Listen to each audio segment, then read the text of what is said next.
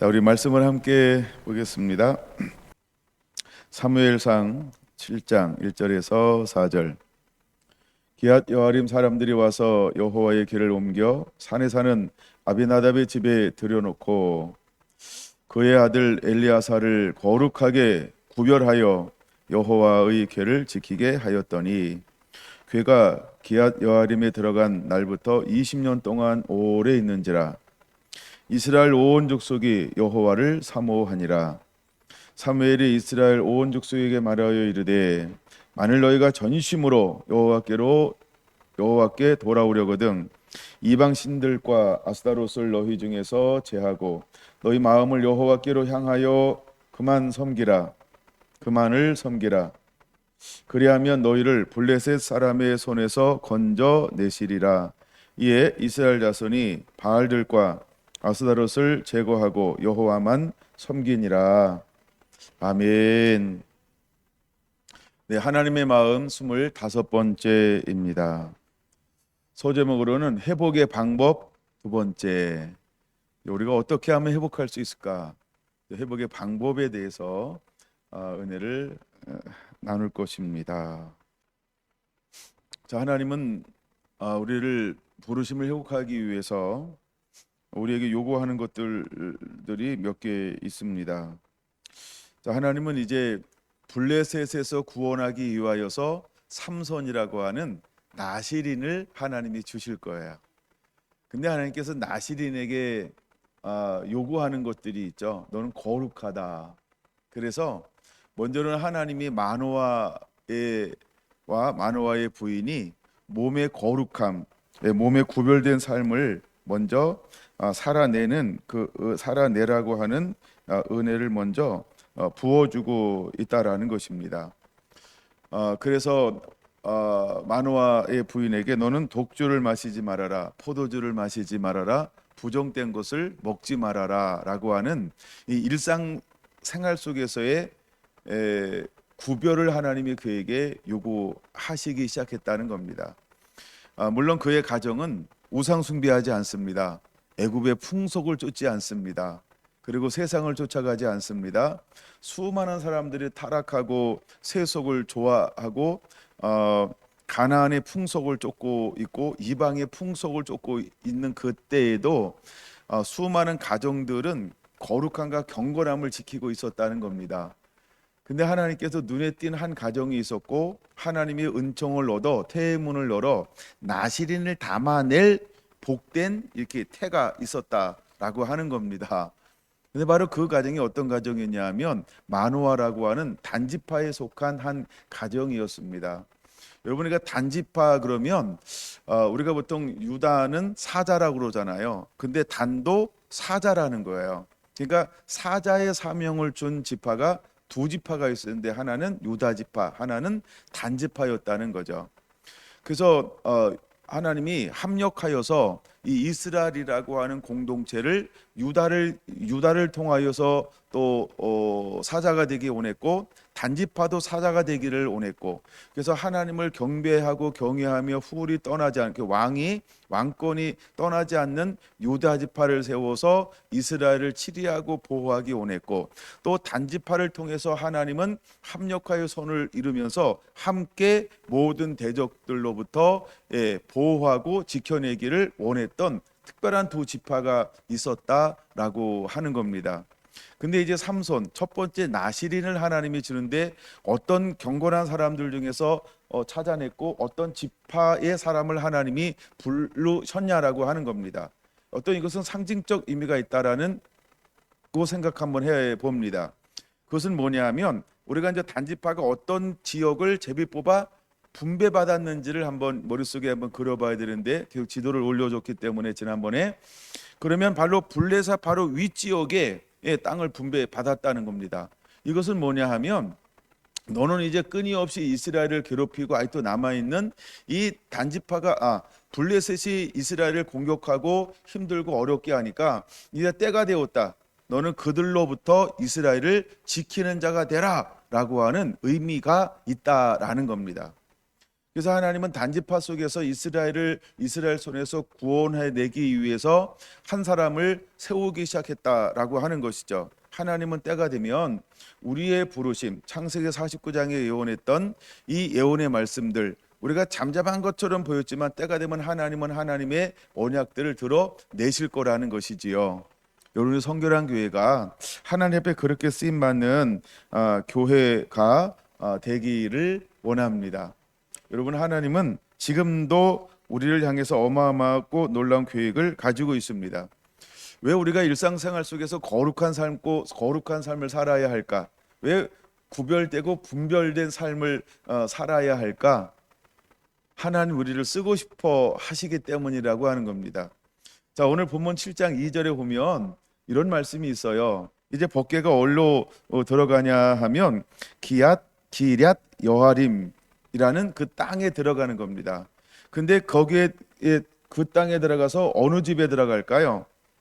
아비나답의 집에 들어가게 되어진다는 겁니다. 근데 놀라운 일이 하나 벌어지는 거죠. 여러분 1절 보세요. 아비나답의 집에 들어놓고 그의 아들 엘리야사를 어떻게 했다고요? 거룩하게 구별했다는 겁니다. 여러분, 우리가 법궤를 섬기는 방법이 있어요. 법궤를 모시는 방법이 있어요. 자, 그럼 법궤가 어디에 처음 어디서부터 법궤가 처음 시작될까요? 출애굽이죠. 시내산이죠. 성막이죠. 우리가 희막이라고 말하는 이제 거기에 처음 법궤가 놓여지게 되어지죠. 이제 법궤를 만드는 법에 따라서 법궤를 만들었습니다. 그리고 법궤에는 세 가지가 들어가고 그 앞에 놓여 있어야 하는 것이죠. 우리가 잘 아는 것처럼 돌판, 십계명을 말하고요.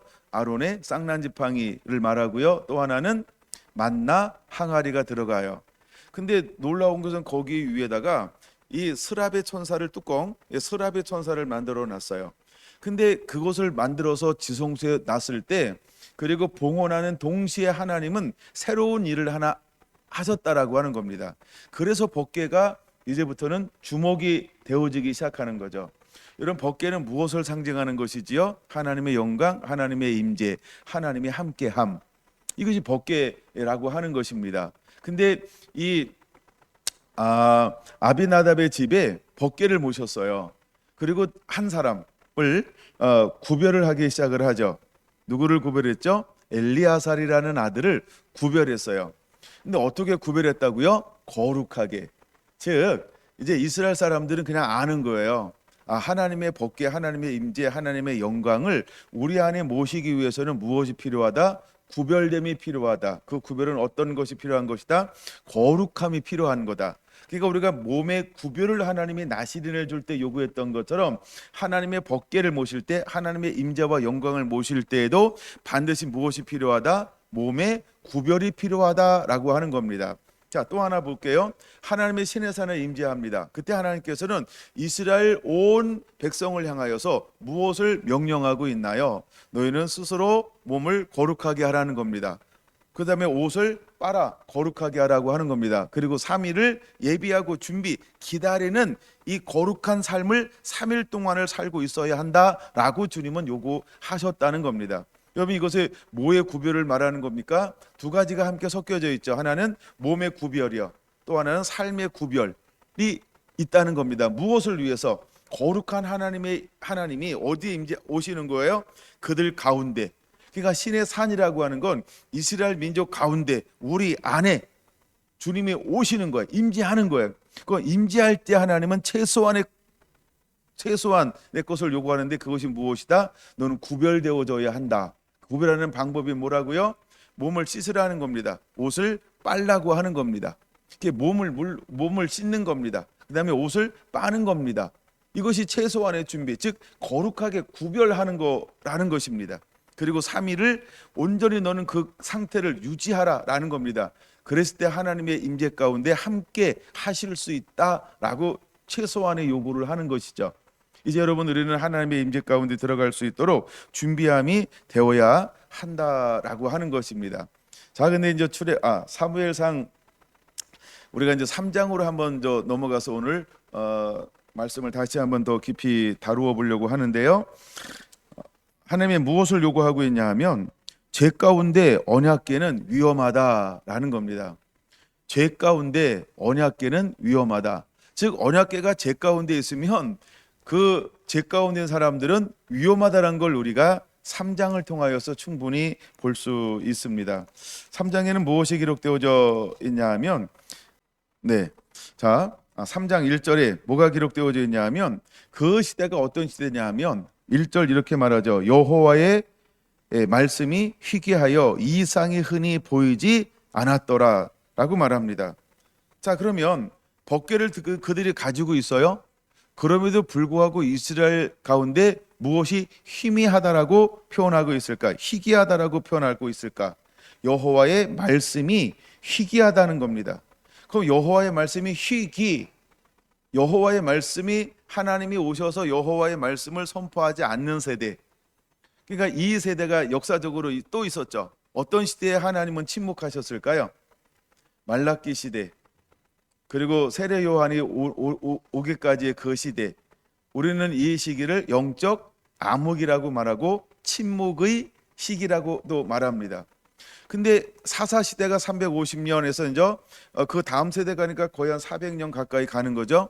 그럼 그 시대가 되면 될수록 350년 동안 새로운 세대가 일어났어요. 어떤 세대? 하나님을 모르는 세대, 다른 세대. 다른 세대는 하나님을 모르는 세대가 일어났어요. 근데 하나님을 모르는 세대가 일어나서 하나님이 하지 말라고 한 끊임없이 무엇을 자행하기 시작하는 것이죠? 세상을 따라가죠. 가나안의 풍속을 따라가죠. 그리고 결국 그들은 우상을 섬기게 되어지죠. 그리고 그들은 하나님을 찾는 것이 아니고 언제나 그들이 힘들고 어렵고 못 살겠다, 너무 괴롭고 힘들 때에만 하나님 앞에 기도했고, 사사가 죽고 난 다음에 그들은 곧발로 다시 악을 행하고 다시 악을 행하고 다시 악을 행하더라 하면서 그들은 온전한 회심이 아닌 일시적 회심, 즉 뭐라 그럴까요?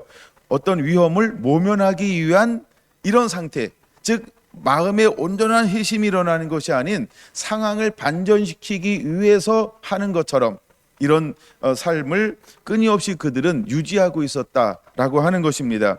결국 하나님께서 그들 가운데 어떤 것을 어떻게 그들을 하기 시작할까요? 그들이 하나님을 멀리 떠나면 떠날수록 하나님은 그들을 가까이 할 수 없었고 하나님도 점점점 그들을 향하여 멀어질 수밖에 없었던 것을 보여주고 있는 단어가 3장 1절이라고 하는 것입니다. 이런 3장 1절 보세요. 아이 사무엘이 엘리 앞에서 여호와를 섬길 때에는 여호와의 말씀이 희귀하여 이상이 흔히 보이지 않았더라 라고 말하고 있는 것입니다.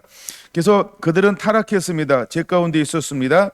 그들은 불순종하고 그들은 우상 숭배를 하고 하나님을 모르는 상태가 되었다라고 하는 것입니다.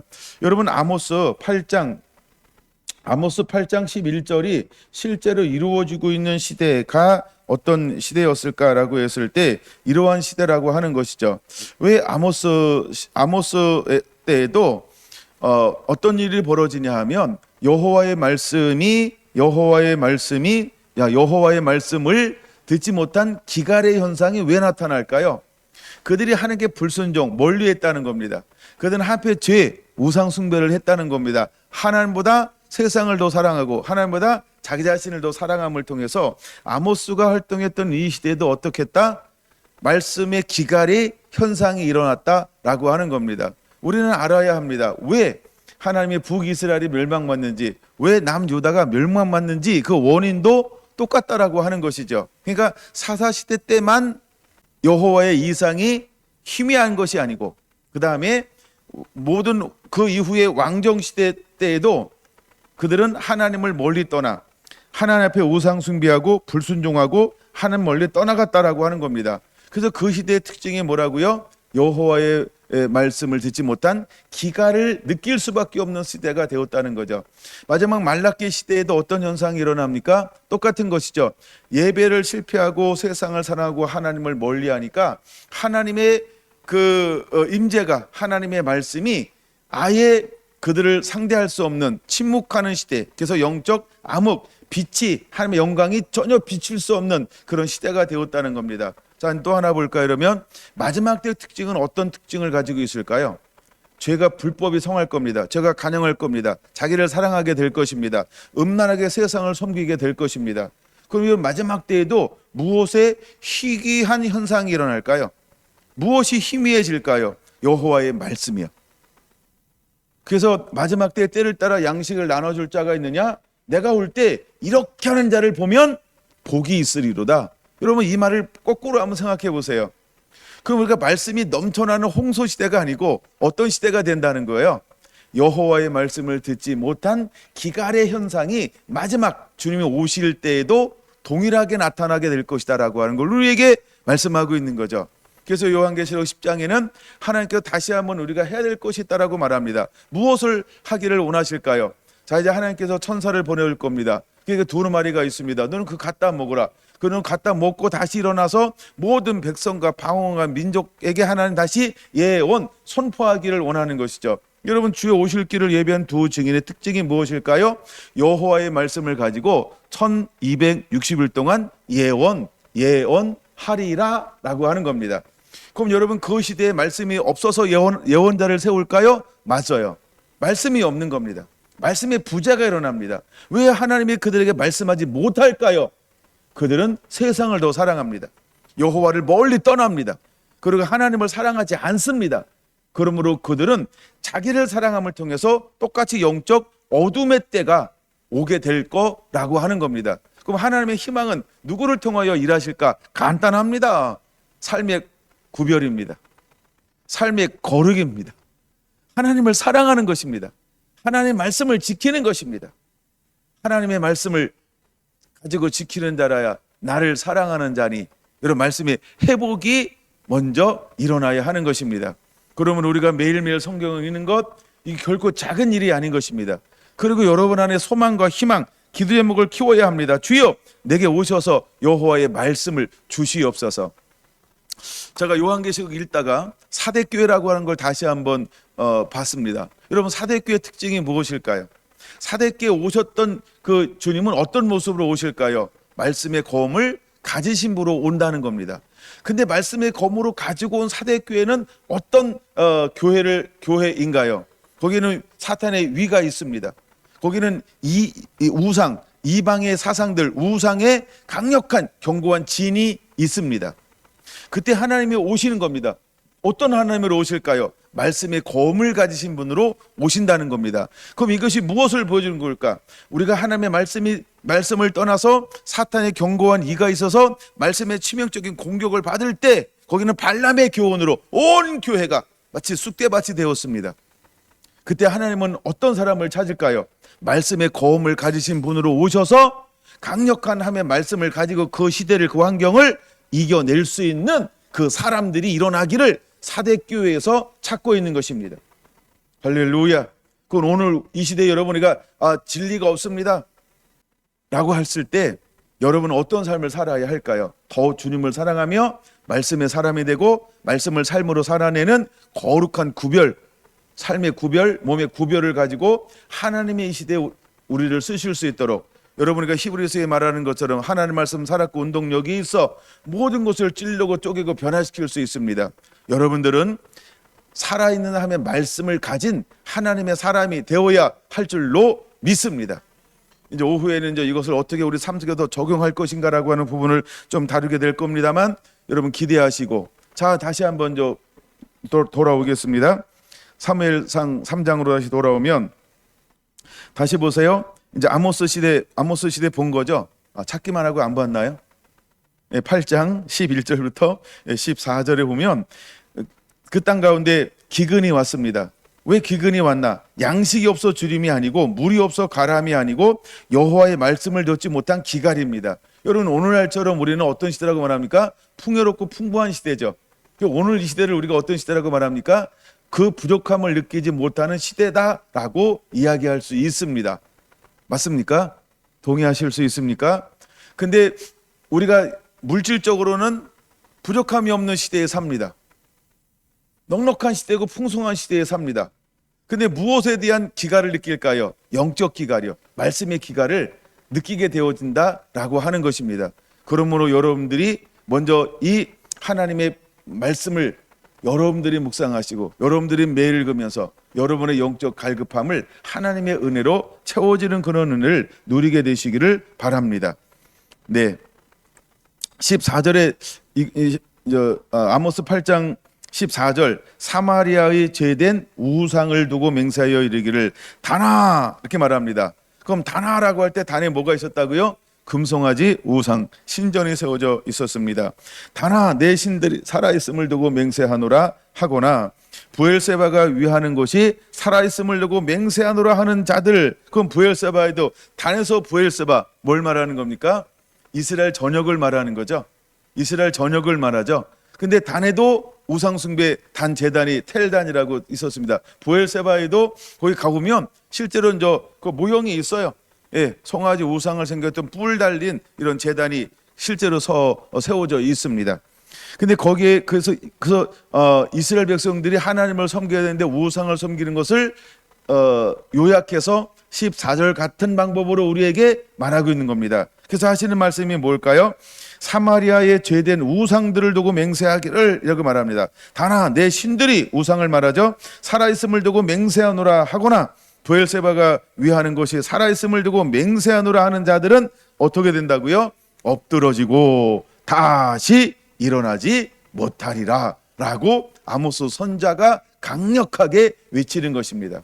마지막 때 반드시 모든 우상들을 이렇게 무너뜨리는 시대가 올 거라고 하는 걸 우리는 기억하고 있어야 합니다. 다시 여러분 돌아와서 그럼 여호와의 말씀이 희귀하다라고 하는 것은 어떤 말일까요? 말씀이 희귀합니다. 말씀이 희귀합니다. 우리가 잠언에 보면 이런 말이 있죠. 백성들이 방자에 행합니다. 언제 백성들이 방자에 행할까요? 예, 여호와의 묵시가 없으면, 여호와의 계시가 없으면, 여호와의 말씀이 없으면. 이 이상이라고 하는 이 단어가 무슨 뜻이냐면 똑같은 비전이라는 단어입니다. 묵시라는 단어입니다. 계시라는 단어입니다. 근데 이때 뭐가 없었다고요? 여호와의 말씀이 희귀하여 이 이상이 흔히 보이지 않았다. 말씀이 없었다는 거예요. 계시가 없었다는 거예요. 묵시가 없었다는 거예요. 그러니까 전체 이스라엘 백성들이 어떻게 행하는 시대가 되었다? 방자에 행하는 시대가 되었다는 겁니다. 왜 그들이 방자하게, 왜 타락하고 패역한 삶을 살게 되었을까요? 말씀이 없기 때문입니다. 말씀이 없기 때문입니다. 그러므로 우리 사랑하는 자녀들이 말씀이 없으면 그냥 방자한 겁니다. 우리 어른들이 말씀으로 살지 않으면 구별된 삶을 살지 않습니다. 그냥 구별되지 않고 어떻게 살까요? 그냥 똑같이 삽니다. 신앙생활하는 사람이나 신앙생활하지 않는 사람이나 별 차이가 없어요. 차이가 있다고 하면 주일날 교회 한번 왔다 가는 거. 그다음에 예수 믿지 않는 사람들은 자기가 하고 싶은 거, 놀이나 여가나 취미나 이거 하다가 다시 월요일 되면 출근하는 거. 별 차이가 없어요. 왜 별로 차이가 없는 삶을 살까요? 이걸 우리는 뭐라고 표현하냐면 방자하네 라고 표현하고 있는 것입니다. 사람들이 방자하게 행하는 것은 간단합니다. 여호와의 말씀을 듣지 못한 기갈이 있는 것을 삶으로 드러내는 것입니다. 그래서 묵시가 없으면, 말씀이 계시가 없으면, 말씀이 없으면 사람들은 자기가 하고 싶은 대로 살아가게 되어져 있는 겁니다. 이런 시대가 점점 되어지는 게 언제라고 표현하고 있냐면 사무엘상 3장 1절 바로 사무엘 시대라고 하는 겁니다. 자, 이제 사사기의 시대가 거의 끝나가고 있죠. 이제 사사기의 시대가 바로 끝나가고 있죠. 사사기의 시대가 끝나면 새로운 시대가 열립니다. 어떤 시대가 열려질까요? 이제 왕정 시대라고 우리가 표현합니다. 왕정 시대가 열려질 겁니다. 근데 이 마지막 때에 하나님은 우리에게 표현하고 있는 것이 말씀이 없어 희귀한 이때 하나님은 어떤 한 사람을 찾아냈을까요? 제가 이제 지난 시간에 말씀드렸던 것처럼 삼손과 사무엘은 다른 시대가 아니고 겹치는 시대에 서로 살았다는 거예요. 예, 제가 이제 지난번에서 계속 이걸 연구하고 공부하고 찾아서 읽다 보니까 이게 겹치는데라고 하는 걸 이걸 한번 명확하게 이제 찾아내려고 막 이제 연도를 막 연구하고 공부하고 찾기 시작을 했습니다. 근데 이렇게 떨어져 있는 시대가 아니고, 근데 삼손 때 대제사장은 누구였을까? 엘리. 사무엘 때 대제사장은 누구였을까? 엘리였다는 겁니다. 예, 그 엘리가 98세를 살아요. 그러니까 삼손과 사무엘은 겹치는 시대에 살았다는 거예요. 근데 사역이 다른 거죠. 그럼 누가 먼저 사역을 하냐? 삼손이 먼저 사역합니다. 그리고 삼손 사역이 끝나갈 즈음에 이미 삼손이 사역하고 있을 때 사무엘은 어디서 있었다? 엘리, 그죠? 제사장과 함께 이제 3살 때 들여져서 이미 하나님의 성전에서 자라나고 있었다라고 하는 겁니다. 약간 그런 시대를 가지고 있고요. 자, 그럼 보세요. 여호와의 말씀에 희귀하여 이상이 보이지 않을 때 이 하나님의 사람 안에서 또 하나님은 뭘 일으킨다? 새로운 사람을 일으켜서 여호와의 말씀의 사람으로 하나님이 이미 세우기 위해서 일하고 계셨다라고 하는 걸 우리가 보아야 한다는 것입니다. 여러분, 사무엘은 어떤 삶을 살게 되어질까요? 여호와 앞에서 자라납니다. 여호와 앞에서 자라납니다. 그냥 우리가 사무엘상 3장 19절 보세요. 사무엘의 자라매 여호와 함께 계셔서 그 말이 하나도 땅에 떨어지지 않게 하시니 라고 말하면서 이제 사무엘은 여호와의 그 임재 앞에서 자라남을 통하여서 그는 무엇을 가지면서 무엇을 익히면서 무엇을 흡수하면서 자라게 되어질까요? 하나님의 말씀. 하나님의 말씀. 근데 그 말이 하나도 땅에 떨어지지 않게 한다는 거예요. 여러분, 지난 시간에 말씀드렸어요. 7장에 보면 뭐라고 말합니까? 여호와를 사모하니라. 그럼 여호와를 사모하게 되는 배경이 도대체 어디에서 나오는 거냐라고 하는 겁니다. 자, 그것이 어디서 나오냐 하면 3장 21절 여호와께서 실로에서 다시 나타나시되 여호와께서 실로에서 여호와의 말씀으로 사무엘에게 자기를 나타내시니라라고 말합니다. 그럼 실로는 어떤 곳일까요? 법궤가 있는 곳이요. 실로는 어떤 곳일까요? 법궤가 있는 곳이요. 하나님의 임재가 있는 곳입니다. 그러면 아직 법궤가 안 뺏겼죠. 아직 법궤가 안 잃어버렸죠. 그러니까 이미 법궤가 유실되기 전에 하나님은 사무엘에게 오셔서 어떻게 하는 거예요? 여호와의 말씀으로 그에게 새로운 계시를 부어주기 시작하는 거예요. 여러분 잘 보세요. 아까 3장 1절에 그 시대를 어떤 시대라고 말하고 있어요? 여호와의 말씀이 희귀하여 이상이 흔히 보이지 아니하더라. 근데 하나님은 사무엘에게 와서 뭘 하기 시작하는 거예요? 하나님의 말씀을 부어줘요. 하나님의 이상을 보여줘요. 그리고 나서 사무엘이 20년 동안 어떤 시즌을 보낼까요? 드러나지 않는 시즌을 보내요. 그리고 50살에 딱 나타나요. 그러면 20년은 뭐 하는 기간의 삶을 살았을까라고 하는 거죠. 숨겨진 20년, 잃어버린 36년 뭐 이런 것처럼 우리가 이 숨겨진 20년 사무엘은 뭘 도대체 하고 있었을까? 그것이 바로 7장 2절에서 풀어지는 거예요. 7장 2절에 제가 이 말씀이 갑자기 눈에 딱 띄면서 레마로 다가왔어요. 그러니까 깨달아졌다 이 말이에요. 왜 깨달아졌냐? 20년 동안 오래 있는지를 하면서 또 띄는 거예요. 그리고 시간적 지난 거죠. 이스라엘 온 족속이 여호와를 사모하니라. 이해하고 들으세요? 미쳤나? 왜 갑자기 여호와를 사랑한다고 표현하고 있어? 이거 이상한 거 아니야? 야, 너 이게 이해가 되니? 난 이해할 수 없어. 그러면 사람이 갑자기 아무것도 안 했는데 갑자기 사랑하는 마음에 솟아나나요? 아니죠. 그러면 뭔가 있었다는 거예요. 그게 뭘까요? 그게 깨달아진 거예요. 아, 그렇구나. 하나님의 말씀을 줘서 땅에 떨어지지 않게 만들었고 단에서 부엘세바까지 하나님이 선자로 사무엘을 세운 것을 알았고, 그러면 20년 동안 뭐였을까? 20년이라고 하는 것은 이걸 말하는 겁니다. 첫째, 블레셋에서 하나님의 언약궤가 몇 개월 있었다? 7개월 있었다. 그 다음에 기앗 여아림 집에서 몇 년 있었다? 20년 있었다. 그럼 길게는 20년하고도 7개월이죠. 그러니까 20년 동안 사무엘이 안 나타나더라는 거예요. 그리고 실로에서 여호와의 말씀이 그에게 임했단 말이에요. 그럼 실로에서 임했다라는 말은 아직 법궤가 있었다? 없었다? 그렇죠, 있었다. 근데 그때는 아직 주도적 사역을 사무엘 세대가 아니고 누가 주도적 세대였다? 엘리, 홈니, 비느하스가 주도적 세력이었다. 그러니까 지금은 하나님이 사울 왕이 있을 때 다윗을 하나님이 안 나타내잖아요, 주도적으로. 그렇죠? 그런 것처럼 홈니, 비느하스 두 아들이 제장으로 있을 때에는 하나님의 사무엘은 주도적으로 드러내는 것이 아니었다라는 겁니다. 예. 그리고 그 시대에 이제 새로운 세대가 오기까지 사무엘은 뭘 했을까라고 할 때 선자를 세우신 것을 알기 때문에 온 도시를 다니면서 온 이제 이스라엘 지파 전역을 다니면서 무엇을 했을까? 하나님의 말씀으로 이스라엘을 깨우고 양육하기 시작했다는 겁니다. 우리의 개혁과 변화는 무엇으로 일어날까요? 말씀밖에 없습니다. 말씀이 들어가지 아니하면 사람이 안 바뀝니다. 복음이 들어가야 사람이 바뀌는 거예요. 사람이 바뀌는 것은 말씀을 듣고 변화가 되어지는 것이죠. 자, 사도행전 2장에 경건한 사람들이 모여들었습니다.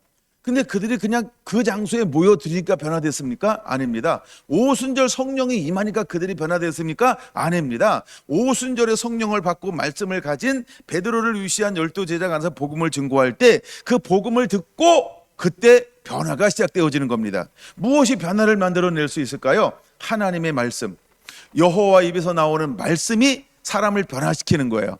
그럼 이스라엘 백성들 가운데 갑자기 여호와를 사모하니라. 이거 어디서 만들어진 걸까요? 그래서 사무엘을 통하여 말씀으로 양육되었다는 겁니다. 사랑하는 여러분, 마지막 때 말씀을 듣지 못한 기갈의 현상이 오는데, 그럼 우리가 그때가 오기 전에 우리는 끊임없이 지금 이 멀쩡한 시대에, 이 환란이 좀 적을 때 충분히 여유로운 마음으로 말씀에 집중할 수 있는 시기에 저와 여러분들은 무엇에 집중하는 자가 되어야 할까요? 여호와의 말씀을 듣기를 사모하며 말씀에 집중해 줘야 한다는 것입니다. 우리가 이 평안한 시대의 말씀을 집중해 주지 않으면 환란이 오면 집중할 수 있을까요? 환란이 오면 내 마음껏 읽고 싶고 듣고 싶은 거, 내가 하고 싶은 거, 연구하고 싶은 거, 묵상하고 싶은 거, 암송하고 싶은 거, 이것만 할 수 있을까요? 그때는 못합니다. 그때는 막 하고 싶어도 할 수가 없습니다. 잘 보세요, 여러분. 마음껏 하세요 그러면 하고 싶지 않아. 그냥 하지만 하면 그냥 이렇게 한다? 그럼 그때는 막 하고 싶어. 참 사람이 묘하죠, 그렇죠? 나는 청개구리만 그런 줄 알았어요.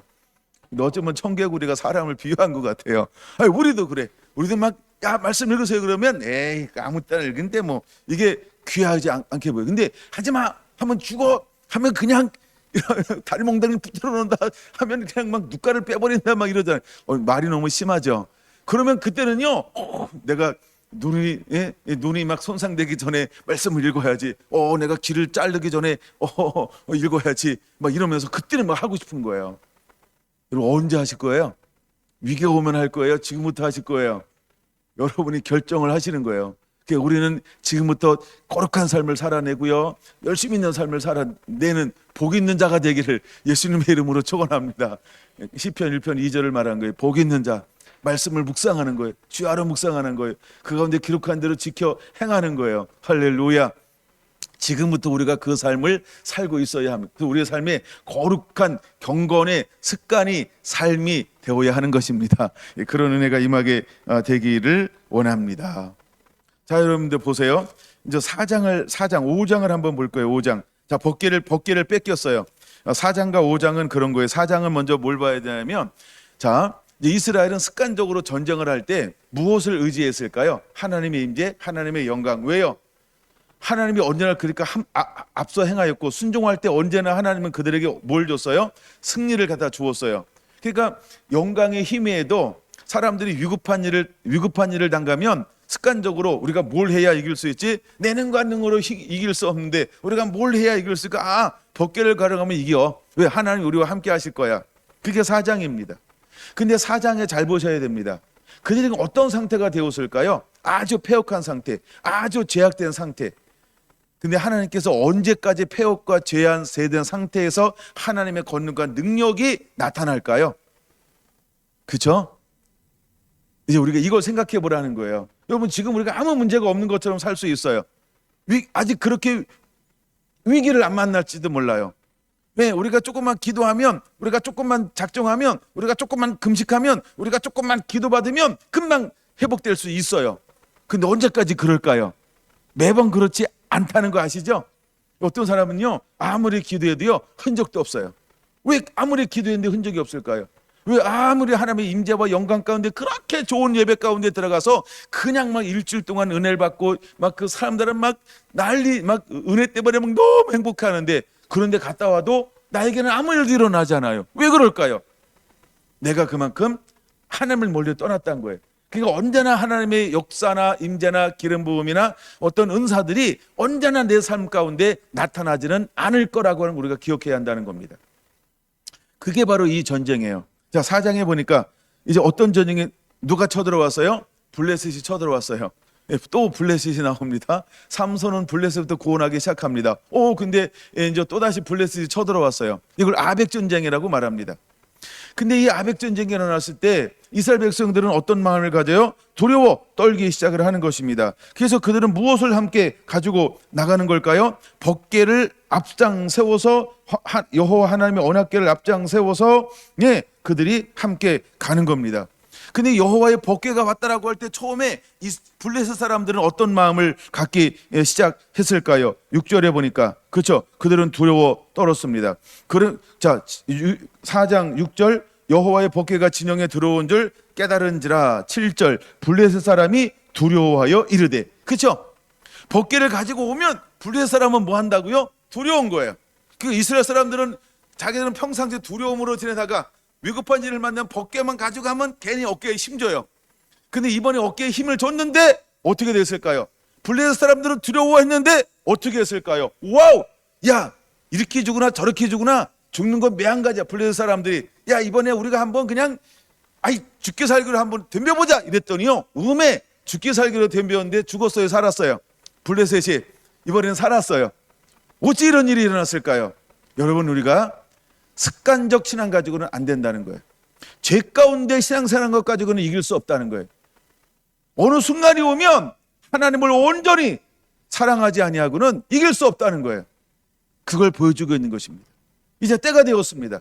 하나님께서요, 사무엘을 불러서 야, 다 아는 죄 때문에 내가 그들을 칠 것이다.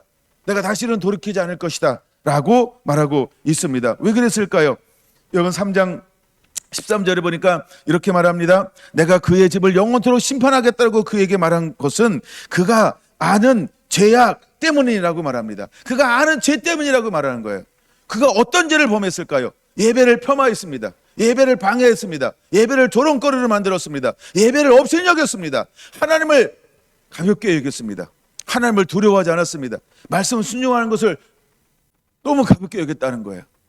우리가 그럴 수 있다는 거예요. 그 다음에 뭐라고 하는가? 14절 그러므로 내가 엘리의 집에 대하여 맹세하기를 엘리의 집의 죄악은 재물이나 예물로나 영원히 속함을 받지 못하리라 라고 하나님이 선포했습니다. 그러고 난 이후에 블레셋이 쳐들어왔습니다. 근데 그들은 그것도 모릅니다. 왜? 늘 일상적으로 해오던 삶과 생활 패턴을 가지고 그 전쟁 가운데 자기도 두렵고 그 다음에 블레셋도 두렵고 둘 다 두려우면서, 그러나 그들은 뭘 가져나갔어요? 이제 법궤를 앞세워 나갔습니다. 여러분, 그것만 가지고 신앙생활 안 됩니다. 어렵고 힘들 일 오면은 목사한테 기도받으면 돼. 예배 한번 하면 돼. 우리 중보 기도받으면 돼. 우리가 누군가의 도움을 받으면 돼. 목사님 안 되면 딴 데 가서 받지 뭐. 세상에 뭐 은사자들이 뭐 목사님밖에 없어 막. 성결한 교회밖에 없어 막 이래가지고 온갖 땅에서 뭐 기도받을 수도 있어요. 때가 되면 될까요, 안 될까요? 안 됩니다, 여러분. 결국 누가 하나님 앞에 바르게 서야 할까요? 내가. 누가 하나님 앞에 바르게 서야 할까요? 내가. 그러나 어떤 유효기간이 있어요. 하나님이 유예를 주는 기간이 있어요. 유예를 줄 때 빨리 깨달아야 돼요. 한번 기도받더니 괜찮아졌네. 여러분, 그거에 중독되면 안 됩니다.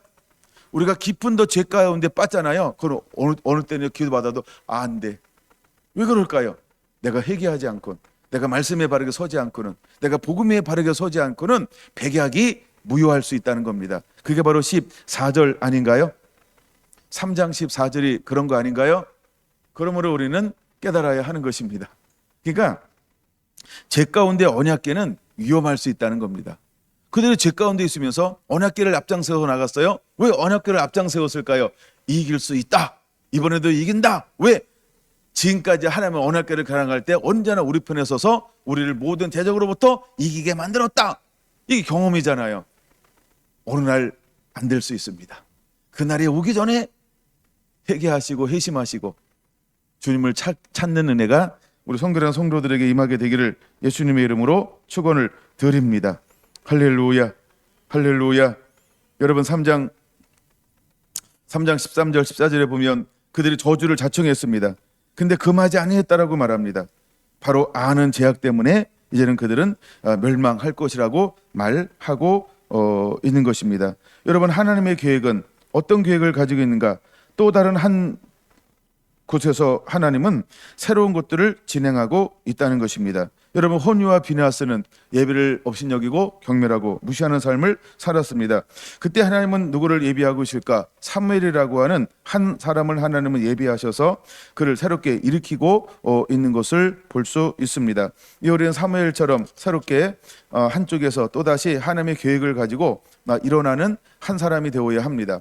여러분, 하나님은 홈리와 비느하스가 실패하는 것을 알았습니다. 그때 하나님은 어떤 계획을 가지고 있을까? 2장으로 한번 보겠습니다. 2장 17절.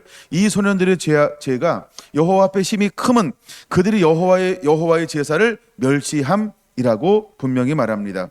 22절. 엘리가 매우 늙었더니 그의 아들들은 온 이스라엘에게 행한 모든 일과 희망문에서 수종되는 여인들과 동침하였음을 듣고 그들에게 이르되 너희가 어찌하여 이런 일을 하느냐? 내가 너희의 악행을 이 모든 백성에게 듣노라. 내 아들들아, 그리하지 말라.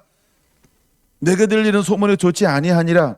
너희가 여호와의 백성으로 범죄하게 하는도다. 25절 같이 읽습니다. 사람이 사람에게 범죄하면 하나님이 심판하시려니와 만일 사람이 여호와께 범죄하면 누가 그를 위하여 간구하겠느냐 하되 그들이 자기 아버지의 말을 듣지 아니하였으니 이는 여호와께서 그들을 죽이기로 뜻하셨음이더라. 아멘. 이것이 바로 홈리와 비느하스의 삶이 되었다라고 하는 것입니다. 여러분, 이것이 그들에게 어떤 결과를 맺을까? 29절 보겠습니다. 너희는 어찌하여 내가 내 처소에서 명령한 내 재물과 예물을 밟으며, 그러니까 그들은 발로 밟았다는 거예요. 하나님께 드려질 것을 발로 이겼다, 즉 더럽게 만들었다는 겁니다. 하나님께서 모세를 볼 때 네 발의 신을 벗으라, 이건 무엇을 의미하는 거예요? 근데 그 죄로 하나님께 드려지는 거룩하게 구별되는 온전한 것을 발로 밟았다, 이 말은 이것은 어떤 의미가 있는 걸까요? 예물을 더럽혔다는 겁니다. 혹시 우리는 이렇게 하지는 않을까요? 내 아들들 나보다 더 중히 여겨 내 백성 이스라엘이 드러나는 가장 좋은 곳으로 너희를 살찌게 하느냐? 30절 같이 읽습니다. 그러므로 이스라엘의 하나님 나 여호와가 말하노라. 내가 전에 내 집과 내 조상의 집이 내 앞에 영원히 행하리라 하였으나 이제 나 여호와가 말하노니 결단코 그렇게 하지 아니하리라. 나를 존중히 여긴 자를 내가 존중히 여기고 나를 멸시하는 자를 내가 경멸하리라. 그러면 홈리와 비느하스를 향한 하나님의 뜻이 뭐예요? 돌이키라고 충분한 여지를 주었는데 그는 돌이키지 않았다는 겁니다. 회개하지 않았다는 겁니다. 회복하지 않았다는 겁니다. 그러므로 이미 하나님이 이제는 뜻을 정했다는 것입니다. 뜻을 정해놓고 때가 되니까 하나님께서 누구를 올려보내는 거예요? 블레셋을 올려보내는 겁니다. 옳거니 이번에도 하나님이 함께 한다라고 해서 법궤를 가져가 하나님이 함께 도우실 것이다 라고 나가는데 결국 어떻게 합니까? 한날에 4장 10절 블레셋 사람들이 쳤더니 이스라엘에 패하여 각기 장막으로 도망하였고 살력이 심히 커서 이스라엘 보병이 엎드른 자가 몇만? 3만 명이 죽었다라고 하는 겁니다. 누구 때문에 3만 명이 죽었을까요? 잘못된 지도자를 만난 결과라고 하는 것입니다. 그럼 이것이 단순히 홈리와 비느하스의 죄만이냐는 거예요? 아닙니다. 이건 이스라엘 전체의 죄악이라는 것입니다. 단순히 그 교회 한 사람 목사님만 잘못된 게 아닙니다. 그렇죠? 함께 그 교회가 이 죄를 함께 범한 결과라고 하는 것입니다. 그 다음에 11절 하나님의 괴는 빼앗겼고 엘리의 두 아들 홈리와 비느하스는 어떻게 됐다? 죽임을 당하였다라고 말합니다. 여러분, 이런 일들이 일어나는 거예요. 그러니까 우리가 언약궤가 왔을 때, 언약궤가 죄 가운데 있을 때 언약궤는 위험하다라고 하는 걸 알아야 합니다. 근데 여러분 잘 보세요. 5장으로 바로 넘어갈게요. 이제 법궤가 이스라엘 가운데는 역사하지 않아요. 그러니까 하나님이 아무런 역사도 하지 않아요. 이 하나님의 뜻을 돌이켰으니까. 하나님을 멸시한 자에게 하나님께 그를 이제는 경멸히 여기겠다라고 말씀하면서 그 하나님의 임재와 영광이 이스라엘 가운데 침묵했습니다. 근데 영원히 침묵할까요? 아니라는 것이죠. 자, 이 법궤를 누가 뺏어갔어요? 하나님의 신을 섬기는 법궤 상징을 누가 뺏어갔어요? 블레셋 이방인이 뺏어갔어요. 우상을 섬기는 사람들이 뺏어갔어요. 그들의 신전 이름이 무엇일까요? 다곤이라는 신을 섬깁니다. 그래서 그 신의 물건이니까 어디다 갖다 놓을까요? 신 전에다가 그걸 갖다 놓는 겁니다. 5장 1절입니다. 그랬더니 이제 자 뺏어갔습니다. 그래서 아스돗이라고 하는 도시로 들어갔습니다. 2절입니다. 아침에 일찍 일어났습니다. 어떤 일이 벌어졌을까요?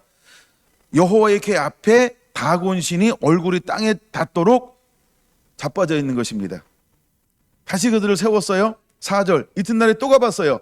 또 뭐라고 말합니까? 여호와의 궤 앞에 또다시 엎드려져 얼굴이 땅에 닿았고 이번에는 그 머리와 두 손목은 끊어져 문지방에 있고 다곤의 몸뚱이만 남는 현상이 일어났습니다. 그 다음에 그들 가운데 이것을 더 이상 감당할 수 없고 야 이러다가 우리가 다 망하겠구나 라고 하면서 하나님의 궤를 어디로 옮깁니까? 아스돗에서 가드로 옮기는 일이 일어납니다. 근데 그냥 옮길까요? 그냥 옮기지 않죠. 또 하나의 현상이 일어났을 때 그들은 야 이거 하나님의 법궤를 우리가 여기 간직한 우리에겐 저주다라고 생각하는 겁니다. 와우, 왜 하나님의 법궤가 그들에겐 저주가 되었을까요? 그들의 속성은 어떤 속성을 가지고 있어요? 우상을 섬기는 겁니다. 하나님을 섬기지 않습니다. 하나님을 섬기지 않는 자에게 하나님의 임재는 저주가 될 겁니다. 죽음이 될 겁니다. 고통이 될 것입니다. 괴로움이 될 것입니다. 그걸 보여주고 있는 거예요, 여러분. 이제 우리 하나님의 사람들이 우리가 모임 가운데 간다. 우리가 어떤 누구랑 함께 한다 그러면요. 이런 걸 만들어내야 돼요. 내가 하나님을 섬김으로 말미암아 그들 가운데 들어갈 때 두 가지 현상이 일어나야 돼요. 하나는 그들의 희심이 되든가, 하나는 그들에게 고통이 되든가, 두 가지가 드러날 거라는 걸 이 5장에서 보여지는 겁니다. 그들에게 어떤 현상이 일어납니까? 뭐 때문에 악한 종기가 사람들에게 생겨나기 시작했을까요? 하나님의 신들을 가증한 것을 모셨기 때문입니다. 여러분, 하나님이 이스라엘 향하여 침묵한다고 하나님의 죄악을 향하여도 침묵하지는 않을 거라는 걸 우리가 깨달아야 합니다. 아멘. 그럼 마지막 때 하나님은 어떤 사람들을 일으킬까요? 두 증인이 뭘까요? 두 증인은 하나님이 함께하는 것을 강력하게 드러낼 사람이라는 겁니다. 여러분 잘 보세요.